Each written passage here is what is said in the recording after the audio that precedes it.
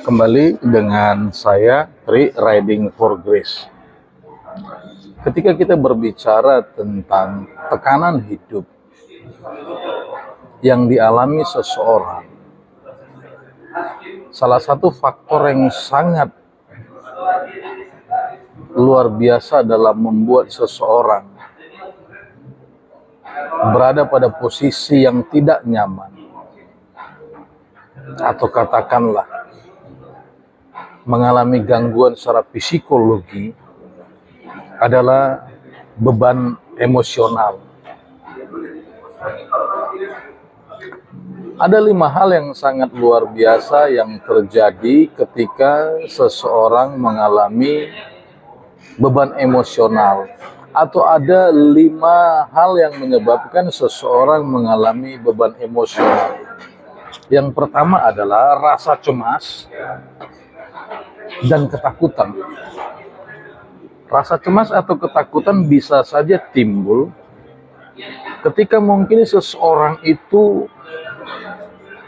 berpikir terlalu keras atau mengalami kekhawatiran tentang masa depannya. Kenapa seseorang bisa berpikir atau kenapa seseorang bisa khawatir tentang masa depan? Ketika dia mungkin membandingkan dirinya, ketika dia mungkin membandingkan apa yang dia alami dengan lingkungannya atau dengan orang lain. Hal ini akan membuat seseorang mengalami sebuah tekanan dan dia berkata, bagaimana masa depanku nanti?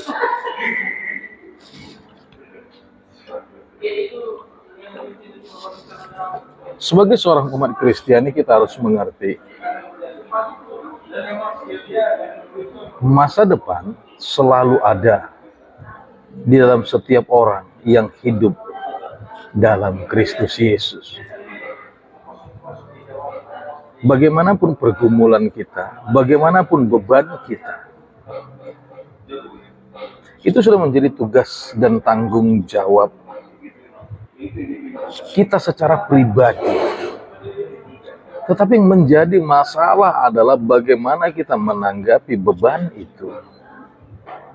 Bagaimana kita menjalani beban itu. Bagaimana kita memikul beban itu. Dan akhirnya bagaimana kita melakukan sebuah perencanaan untuk bisa menyelesaikan beban itu.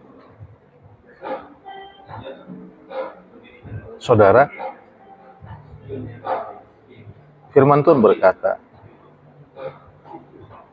masa depan sungguh ada dan harapanmu tidak akan hilang. Selama saudara berusaha memiliki persekutuan dengan Tuhan, selama saudara berusaha memiliki sebuah komitmen dalam mengerjakan segala sesuatu, saudara tidak perlu khawatir. Dan sebenarnya yang terpenting adalah bukan membanding-bandingkan hidup kita dengan hidup orang lain. Amsal juga berkata, kesusahan sehari cukuplah sehari. Bahkan dikatakan, serahkanlah kekhawatiranmu. Marilah belajar kepadaku. Kita tidak perlu khawatir dengan masa depan. Tapi yang perlu kita renungkan adalah apa yang kita bisa perbuat hari ini. Karena itulah yang akan kita tuai besok.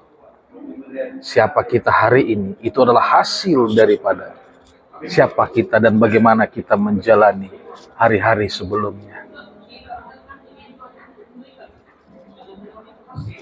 Rasa cemas atau ketakutan seringkali timbul kepada seseorang yang diperhadapkan kepada ketidakpastian. Menanti juga membuat seseorang bisa mengalami beban emosional karena dia tidak mendapati sesuatu yang bisa dia pegang. Dan memang di dunia ini, saudara dan saya tidak akan pernah mendapatkan sebuah kepastian, karena kepastian itu hanya ada di dalam Yesus Kristus Tuhan.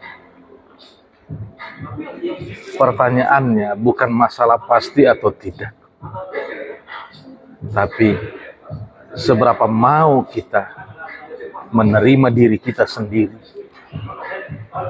seberapa sadar kita melihat kenyataan yang ada,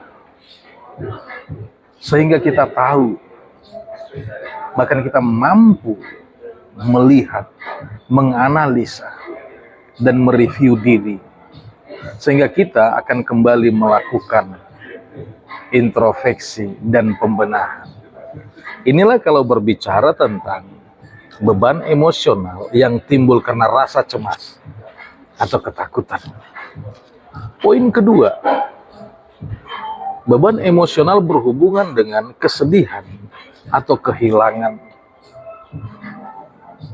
Ketika seseorang kehilangan orang yang dia sayangi, ketika seseorang kehilangan sesuatu yang sangat dia sayangi, maka dia akan mengalami rasa sedih.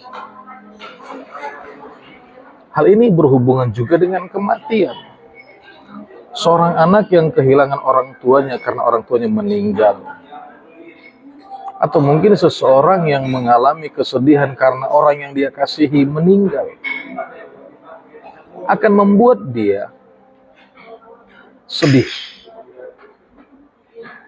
Kesedihan ini kalau kita tidak bisa tinggalkan, kesedihan ini kalau kita tidak bisa tanggalkan,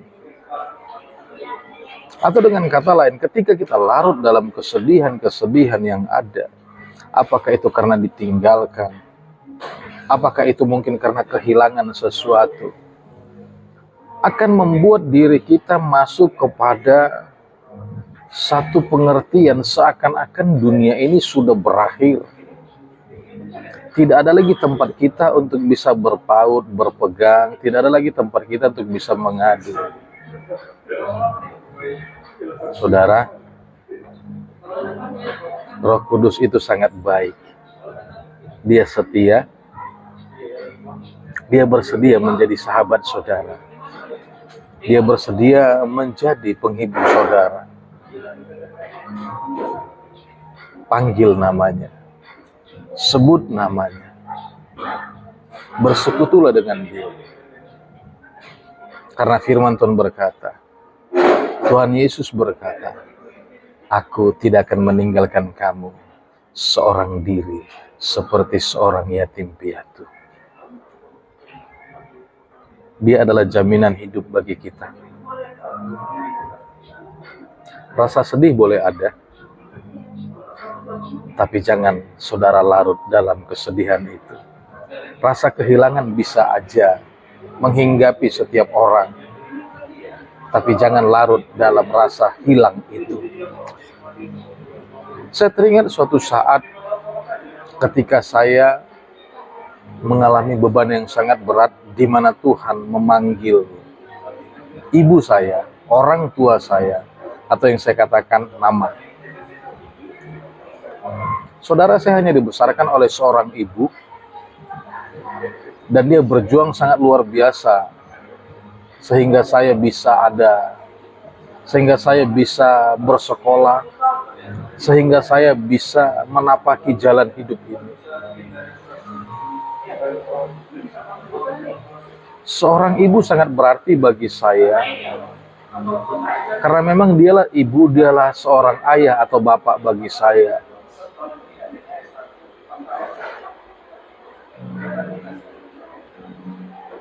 Ketika dia meninggal,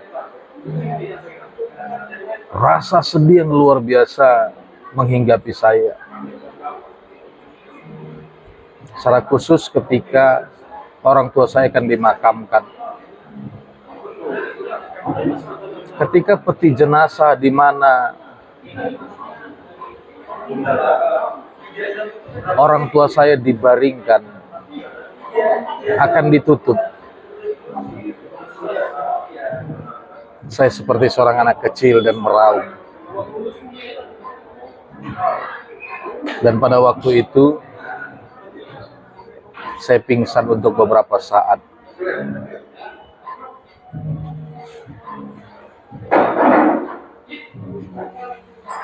Rasa kehilangan yang tidak bisa dikendalikan, rasa kehilangan yang tidak bisa dikatakan, rasa kehilangan yang sangat luar biasa yang saya alami membuat saya hampir kehilangan pegangan hidup. Tetapi pada waktu itu saya melihat istri saya melihat putri-putri saya dan anak saya. Saya berpikir, kalau saya larut dalam tekanan beban emosional, kesedihan ini, bagaimana dengan istri dan anak-anak saya? Inilah yang harus saudara dan saya renungkan. Ketika saudara kehilangan, ketika saudara memiliki kesedihan, coba pikirkan, masih ada orang yang mungkin membutuhkanmu, dan mereka pasti membutuhkanmu, apakah itu keluargamu atau orang di luar sana. Ketika kita merasa kehilangan, seharusnya kita bangkit, supaya apa? Orang-orang yang di luar sana tidak kehilangan dirimu lagi. Inilah kesadaran yang harus saya dan saudara miliki. Poin ketiga ketika kita berbicara tentang beban emosional adalah rasa bersalah dan penyesalan. Ketika kita melakukan sesuatu, kita akan diperhadapkan kepada satu tanggung jawab. Apakah yang kita lakukan itu benar apa salah? Dan ketika kita mendapati itu salah, yang ada adalah penyesalan. Kenapa? Saudara, suatu saat saya harus drop out dari sebuah universitas karena saya melakukan kesalahan.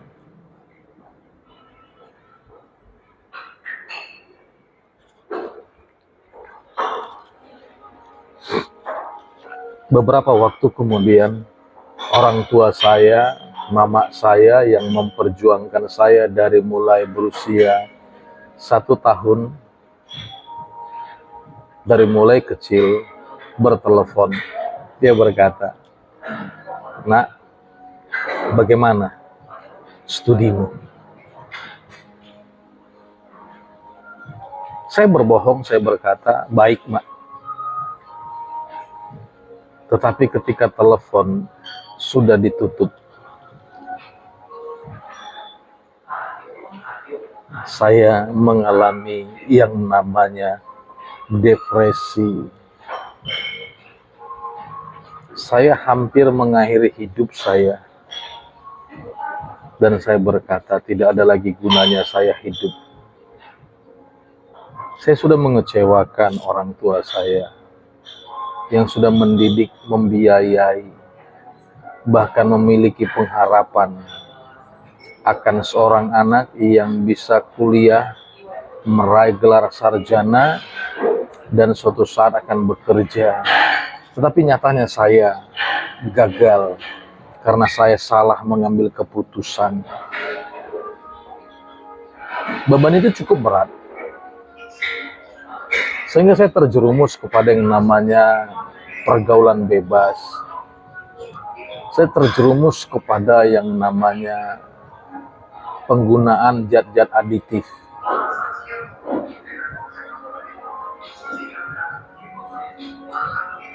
Yang terjadi bukan semakin saya bisa bangkit, tapi justru saya mengalami keterperosokan, kehancuran, baik secara rohani maupun secara psikologi dan secara jasmani. Saudara, Tuhan Yesus pernah berkata, "Hai kamu yang lemah, letih, lesu, dan berbeban berat, datanglah kepadaku, maka aku akan memberikan kelegaan kepadamu." Kembali, kalaupun kita melakukan kesalahan dalam menjalani hidup, kalaupun engkau mungkin sudah mengambil satu keputusan yang salah,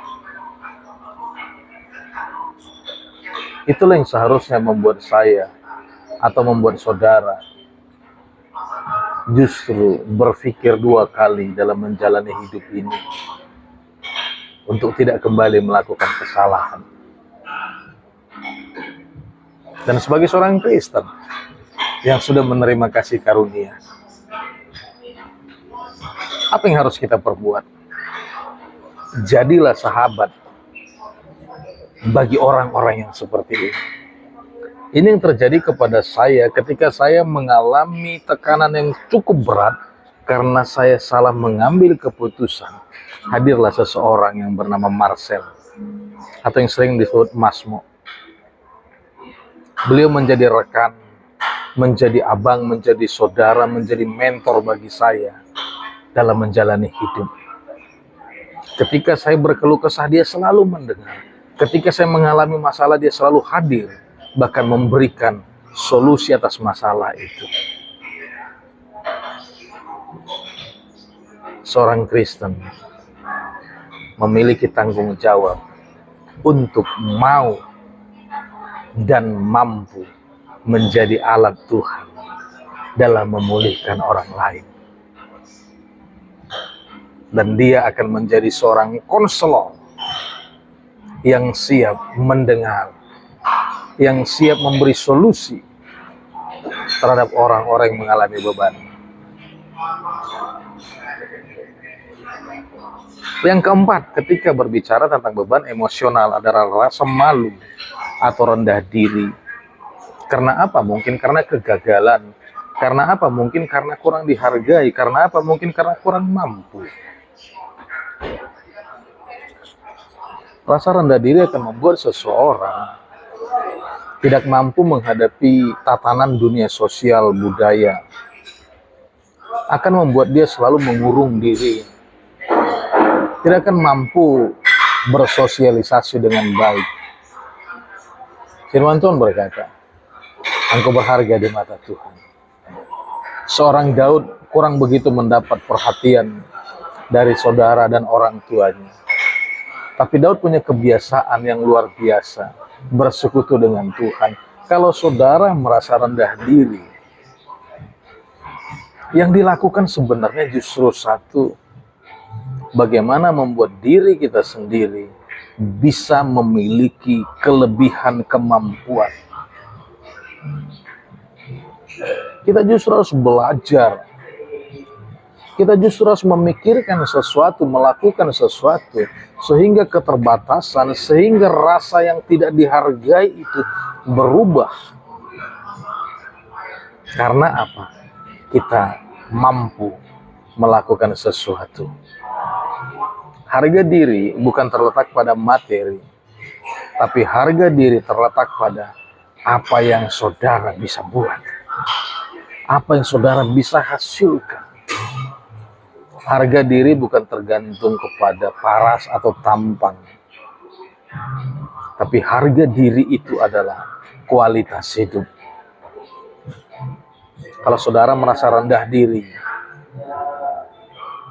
ketahuilah, kualitas diri saudara, kualitas diri kita ditentukan oleh apa yang kita bisa buat dalam menjalani hidup ini. Dan yang terakhir, ketika berbicara tentang beban emosional adalah kemarahan atau dendam. Akumulasi dari rasa sakit akibat perlakuan buruk yang dilakukan orang lain kepada kita sering membuat kita merasa dendam atau marah. Saudara, sampai saya berusia kurang lebih 25 tahun, saya memiliki dendam yang luar biasa kepada bapak atau orang tua saya laki-laki. Karena saya ditinggalkannya. Karena mama saya diterlantarkannya. Rasa dendam atau amarah itu terakumulasi menjadi sebuah keinginan untuk mengakhiri nyawa dia.